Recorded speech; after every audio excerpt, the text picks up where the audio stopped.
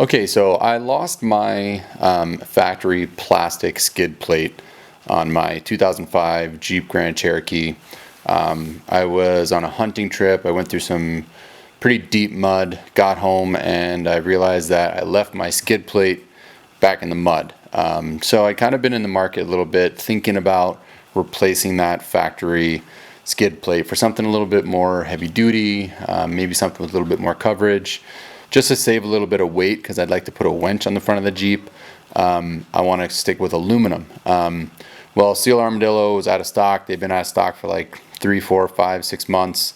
And I found through one of the Jeep forums this company based out of Israel. I don't know how to pronounce it. It's Asfir, Asfir, I'm not sure. But anyway, they have these aluminum kind of belly skid plates for the engine, right underneath the engine.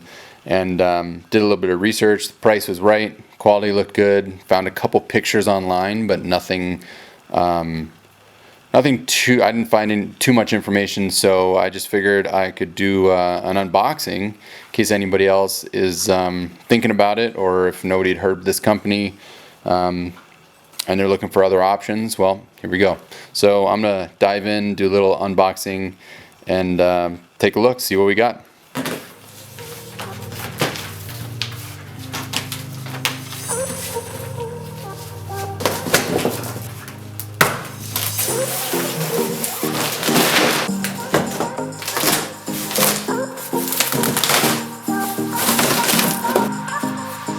So there's that company. Looks like we have a hardware pack right here with the mounting hardware. This is, I want to say 3/8 or 1/4 inch aluminum.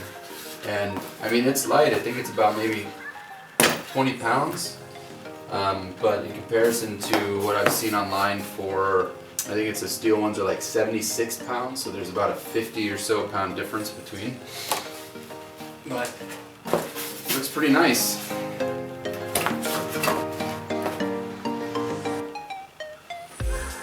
Have the name carved in here.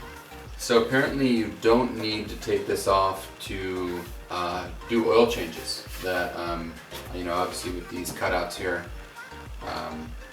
you don't need to take this off. Although I don't think it would be an issue to take it off for an oil change if you wanted to, just because it's so light.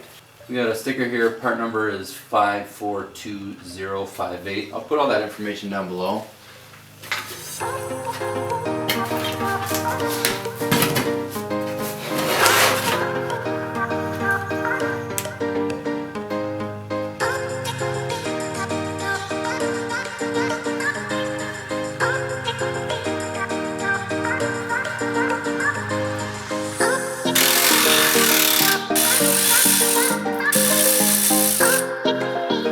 See how that broke off. That's all that's left.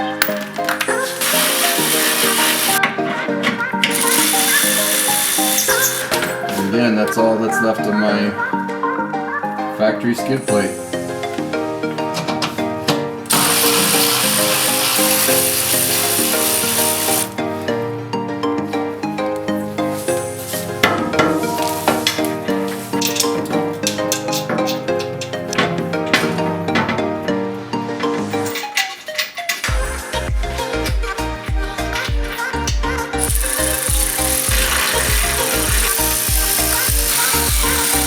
I thought I read online that you could service the engine without, or like do an oil change without removing the pan, but I don't see how that is possible.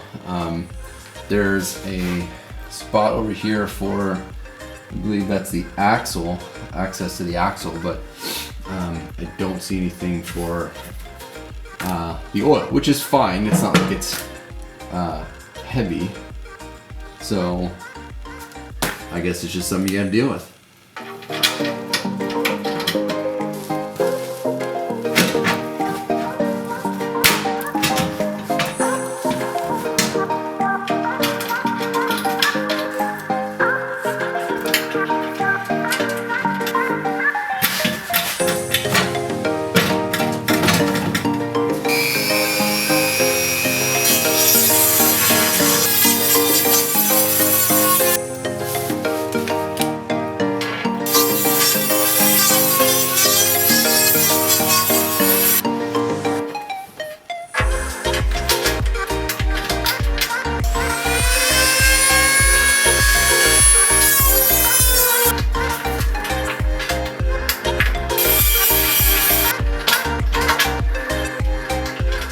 Well, there you have it. Got the skid plate installed. I did have to take a Dremel and elongate one of the holes on the driver's side so I could get that third screw in for the radiator support up here.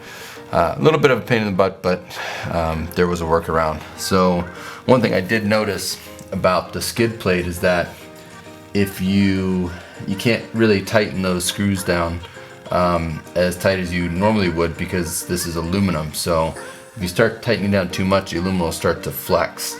So just a word of caution. But I'm overall very excited about this and happy with the build quality, the appearance. Install was pretty straightforward, so I'm looking forward to taking this off-road and seeing how it does. That's it for now. Thanks for watching.